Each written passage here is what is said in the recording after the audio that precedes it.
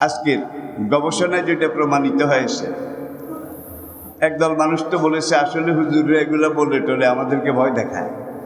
আসলে কোথায় ইল্লিন, কোথায় সিজ্জিন, কোথায় কিয়ামত, কোথায় হাসর, কোথায় কি, তো এরকম প্রশ্ন আমাকে করা হয়। শুধু বাংলাদেশে নয়, বহির্বিশ্বেও। যে পরকাল আছে এটা প্রমাণ করেন। আমি বললাম পরকাল নাই, এটা আপনি আগে প্রমাণ করেন। আমি তো প্রমাণ করতে পারি না, মুখে বলতে পারি।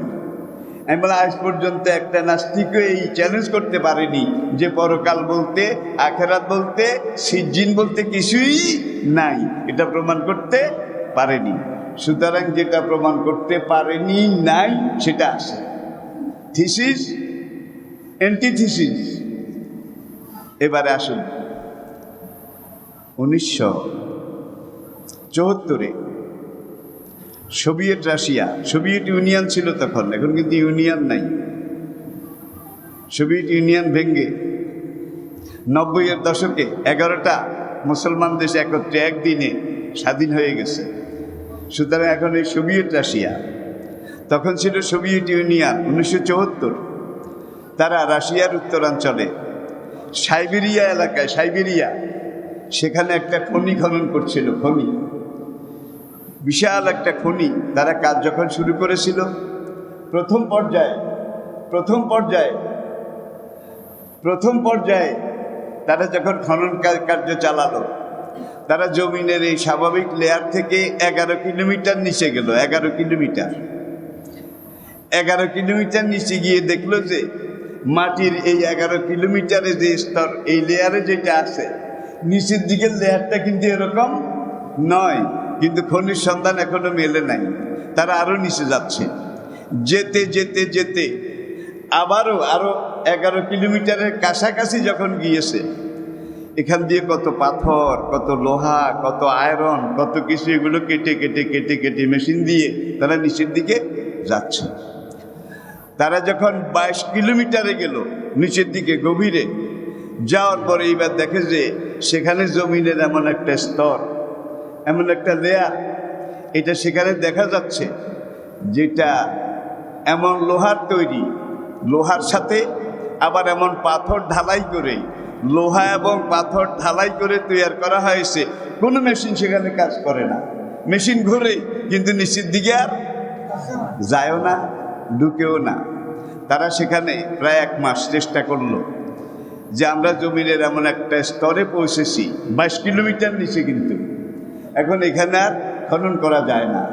যেই মেশিন লাগায় সেটাই ক্র্যাক হয়ে যায়, যেটা লাগায় সেটাই ক্র্যাক হয়ে যায়। এবং তাদের এই মৃত্তিকা বিজ্ঞানী, তাদের যিনি সবচেয়ে বড় পরিচালক ছিলেন, তার নাম মিস্টার আজাকভ। তিনি উপরে মেসেজ পাঠালেন যে আমরা জমিনের এমন একটা পর্যায়ে এসে পৌঁছেছি, এখানে টেম্পারেচার 6000 ডিগ্রি সেলসিয়াস। এখানে টেম্পারেচার 6000 ডিগ্রি সেলসিয়াস। আমাদের মেশিন কাজ করে না। যেই মেশিন লাগাই সেটাই গরম হয়ে ক্রাশ হয়ে যায়। লোহার মেশিন লাগাইলে সে লোহা গলে পানি হয়ে যায়। 2200 ডিগ্রিতে লোহা গলে, আপনারা জানেন, 2200 ডিগ্রিতে। আর এখানে 6000 ডিগ্রিতে কি গলে, এটা তো আর হিসাবের দরকার নেই। তখন উপর থেকে আবার জবাব আসলো, তোমরা একটু থামো, আমরা আরো পাওয়ারফুল মেশিন তোমাদেরকে পাঠাচ্ছি। 2 দিন পরে পাওয়ারফুল মেশিন সেখানে নামলো। এইবারের মেশিনের সাথে কিন্তু মুভিং ক্যামেরা ফিট করা আছে। মুভিং ক্যামেরা, বিজ্ঞানের লেটেস্ট যেটা আবিষ্কার, মুভিং ক্যামেরা আছে, অন্যান্য সব স্পর্শকাতর মেশিন আছে। এইবার তোমরা জমিনের সেই লেয়ারটা যেখানে টেম্পারেচার এত বেশি, কোনো মেশিন কাজ করে না, সেখানে এই ক্যামেরা সহ এটা লাগাও। তারা ক্যামেরা সহ এটা লাগিয়েছে। লাগাবার পরে তারা সেখানে শুনতে পেয়েছে হাজার হাজার, লক্ষ লক্ষ, কোটি কোটি বনি আদমের কান্না, চিৎকার, মরে গেলাম, পুড়ে গেলাম, একটু পানি দাও, একটু আশ্রয় দাও, জ্বলে গেলাম, ছাই হয়ে গেলাম। এবং ভিতর থেকে মানুষ পোড়া, গোস্ত পোড়া, এমন একটা গন্ধ, দুর্গন্ধ আসতেছে।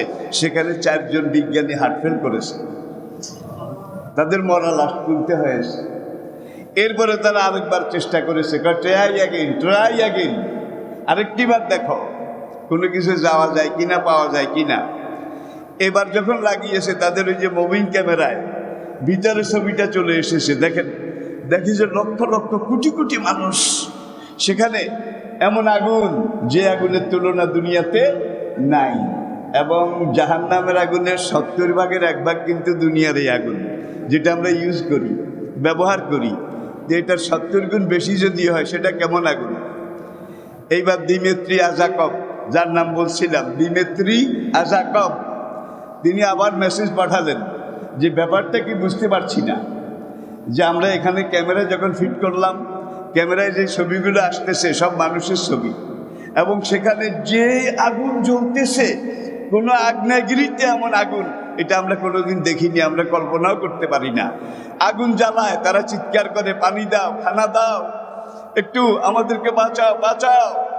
তখন উপরের বিজ্ঞানীরা বলল, মুসলমানদের কোরআনে যে জাহান্নামের কথা আছে, ইসলামের কোরআনে যে সিজ্জিনের কথা আছে, গুনাহগার বদকার তারা মারা যাওয়ার পরে তাদের রূহ সিজ্জিনে যাবে, নিশ্চয়ই এটা সেই নরকের চিৎকার, নিশ্চয়ই এটা সেই জাহান্নামের চিৎকার। দিমেত্রি আজাকব মুসলমান হয়ে গেছে। এইবার আমি নিজেই তো দেখলাম কোরআন যেটা বলেছে সেটা আছে নাকি নেই। এবং তারা এখানে যখন পারল না, তাদেরকে উপর থেকে মেসেজ পাঠানো হলো, রিটার্ন ব্যাক, রিটার্ন ব্যাক, এই অবস্থায় রেখে তোমরা উঠে আসো। এখন মরাল চারটাও তো আনা লাগবে, এগুলাকে নিয়ে কোনো রকম তারা উপরে উঠছে। উঠার পরে বলে যে এটাকে সিল করে দাও, এটাকে সিল করে দাও, এরপরে তোমরা এখান থেকে দূর দূরে। এইবার পুরা তুন্ড্রা অঞ্চলে, সাইবেরিয়ার উত্তর পূর্ব দিকে আরেক জায়গায় তারা ওই একই খনিজ লেয়ার এটা সংগ্রহ করার জন্য সেখানে এইবার তারা 11 কিলোমিটার গেছে, 11 কিলোমিটার, আগের অর্ধেক দূরত্বে 11 কিলোমিটার গেছে। যাওয়ার পরে জমিনের ওই লেয়ারটা পেয়েছে, যেটা স্টেনলেস স্টিল, এমন ঢালাই লোহা যেটাতে মরিচা ধরে না, জং পড়ে না, এবং এমন মজবুত পাথর লোহার সাথে গলিয়ে এই স্তরটাকে তৈরি করা হয়েছে, সেখানেও কোনো মেশিন কাজ করে না। উপরে তারা আবার মেসেজ পাঠালো, মেসেজ পাঠাবার পরে উপর থেকে মেসেজ আসলো, ট্রাই অ্যাগেন, ট্রাই অ্যাগেন, আবার একটু দেখো। এইবার ওই মুভিং ক্যামেরা সহ তাদের কম্পিউটার মেশিন এগুলো সেট করে আবার সেখানে গেছে। মেশিন যখন চালু দিয়েছে, দেওয়ার পরে দেখা গেল যে ওই জায়গার মতো, ওই জায়গার মতো, সেই জায়গাটার নাম Kola super deep bore hole, Kola super deep bore hole. দুনিয়ার স্থলভাগে মানুষ যেটার সবচেয়ে ডিপে গেছে, সবচেয়ে গভীরে গেছে, সেই গভীর গর্ত যেটা খনন করা হয়েছে সেটার নাম কোলোসুফার ডিপ বোর হোল। এখন এখানে দেখে যে ক্যামেরা ফিট করে ঠিক ওইখানে যেই অবস্থা, যেই চিৎকার, যেই কান্না, কোটি কোটি মানুষের আর্তনাদ, ঠিক সেখানে যেটা এখানেও সেটা। তারা বারবার চেষ্টা করে তারপরে 2006 সালে পুরা সাইবেরিয়া অঞ্চল এটাকে সিল করে ফেলেছে, যে এখানে জমিনের নিচে গেলে এমন এমন স্তর, এমন এমন লেভেল পাওয়া যায় যেগুলাকে ভেদ করা মানুষের পক্ষে সম্ভব নয়। এবং সেখানে যারা যায় তারা অনেকে হার্ট ফেল করে, আবার হার্ট ফেল যারা না করে, মারা যারা না যায়, তারা পৃথিবীতে ফিরে আসার পরে এখন আগের সেই তথ্য প্রযুক্তিও তাদের থাকে না, সেই স্মরণ শক্তিও থাকে না, আগে যে কাজের যোগ্যতা সেটাও থাকে না, যেটাকে আমরা বলতে পারি সম্পূর্ণ ইনভ্যালিড, অকেজো। কিছু মানুষ নিখোঁজ হয় না, মানুষ মাঝে মাঝে গুম হয় না, গুম, যাদেরকে পাওয়া যায় না তাদেরকে পাওয়া যায় না। আবার 2-1জনকে 2-4জনকে পাওয়াও গেছে, যাদেরকে পাওয়া গেছে তারা এখানে এসে আর কোনো কথাও বলে না। আগের যোগ্যতা তো দূরের কথা, তারা একেবারে যেই কদিন বাঁচে, একজন অথর্ব, আতুর, লুজো, অকেজো, ইনভ্যালিড মানুষ হিসাবে বেঁচে থাকে। তো তাদেরকে তো আর সিজিনে নেয় নাই কেউ, এখান থেকে গুম করে এমন কিছু জায়গায় দিছে, এমন কিছু পানিশমেন্ট তাদেরকে দিছে, এমন কিছু যারা দেখছে, দেখার পরে এখানে এসে তারা ইনভ্যালিড হয়ে গেছে, তাদের ব্রেন অকেজো হয়ে গেছে। এই দুনিয়ার পরিবেশে এরকম।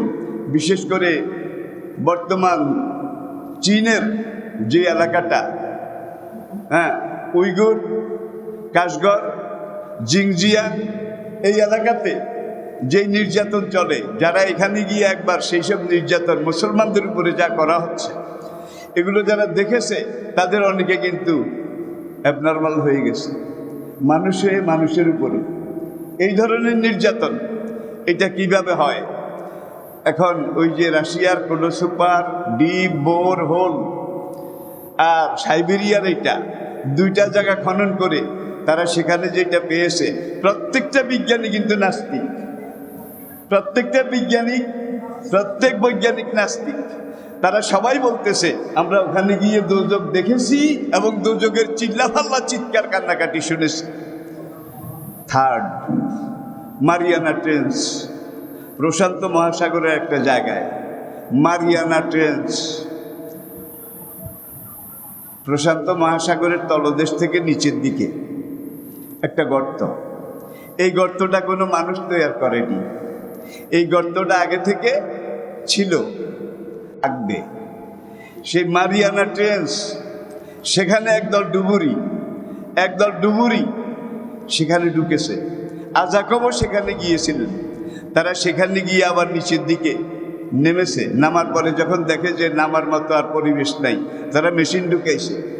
মেশিন ঢুকাইয়ে যখন এক পর্যায়ে গেছে, এখন নিচে গিয়ে দেখে যে ওই সাইবেরিয়াতে যে লেয়ার, উত্তর রাশিয়াতে যেখানে দুই জায়গায় যে লেয়ার, এমনভাবে জমিনের এই পর্যায়টা, এখানে কোনো কলকবজা, কোনো মেশিন, কোনো কিচ্ছু কাজ করে না। এখানে মেশিনে বেশি প্রেশার দিলে কারাক কারাক করে এগুলো ভেঙে যায়। কোনোটা ওই উত্তাপে জ্বলে পুড়ে পানি হয়ে যায়। তখন তারা স্বীকার করেছে মারিয়ানা ট্রেঞ্চের নিচে, প্রশান্ত মহাসাগরের মাঝখানে, এখানেও এসে আমরা দোজখের চিৎকার শুনতে পাচ্ছি, জাহান্নামের চিৎকার শুনতে পাচ্ছি। সেখানে যতজন বিজ্ঞানী ছিল মারিয়ানা ট্রেঞ্চে, যতজন ডুবুরি ছিল, তারা সেই ডুবুরির যেই দায়িত্ব, যে পেশা, এটা পর্যন্ত ছেড়ে দিয়েছে। যখন যদি আবার নিচের দিকে যাই, ওইটা শোনা যায় নাকি? কেউ পাগল হয়ে গেছে, কেউ অবনর্মাল হয়ে গেছে, কেউ মরে গেছে ওই নিচের ওই চিৎকার শুনে। এইবার তারা বলে যে কোরআন যে বলছে সিজ্জিনের কথা, হ্যাঁ, একদল পাপী মানুষ, তাদেরকে যেখানে পানিশমেন্ট দেওয়া হচ্ছে, আমরা সেখানে গিয়ে সেই পানিশমেন্টের প্রতিক্রিয়া, মানুষের কান্নাকাটি, আহাজারি, রোনাজারি, এটা শুনতে পেয়েছি। সুতরাং কোরআন যেটা বলেছে এটা সত্য, এই ব্যাপারে কোনো সন্দেহ নেই। তাহলে বিজ্ঞান আরও আগাচ্ছে। এখন ইলিয়াস, সিজ্জিন, এগুলো না দেখলেও খবরটা দুনিয়ার কাছে এটা পৌঁছে গিয়েছে, পুরো দুনিয়া জানে। নেটে, ইন্টারনেটে, বিভিন্ন ম্যাগাজিনে, এটা সারা দুনিয়াতে। 2004 সালে তারা ওই পুরা প্রজেক্ট এগুলাকে পরিত্যক্ত ঘোষণা করেছে, পরিত্যক্ত, যে না, এগুলোতে আর যাওয়া যাবে না। বিজ্ঞান এখানে গিয়ে পরাজিত হয়েছে এবং এখানে এমন একটা জগতের সন্ধান পাওয়া যাচ্ছে, যে জগৎটা আমাদের জন্য অ্যাবনর্মাল, যে জগৎটা আমাদের জন্য অস্বাভাবিক, যে জগৎটা আমাদের চিন্তা, ধ্যান, ধারণার অনেক দূরে। তবে সেই জগতের আমরা গতি, প্রকৃতি, আওয়াজ, আর্তনাদ, চিৎকার, আর আগুনের যে গম গম গম গম গম গম শব্দ, আর সেখান থেকে যে গন্ধ এবং মানুষ পোড়া গন্ধ, দুর্গন্ধ আসতেছে, এতে বোঝা যায় এটা কোরআন বর্ণিত সেই সিজ্জিন, জাহান্নামের নরক ছাড়া আর অন্য কিছু নয়। সময় আরো এগোবে, যত এগোবে তত আস্তিক হোক নাস্তিক হোক, ইসলামের হাতে গিয়ে ধরা পড়বে, আল্লাহর এই কথার বাণীর উপরে গিয়ে ধরা পড়বে।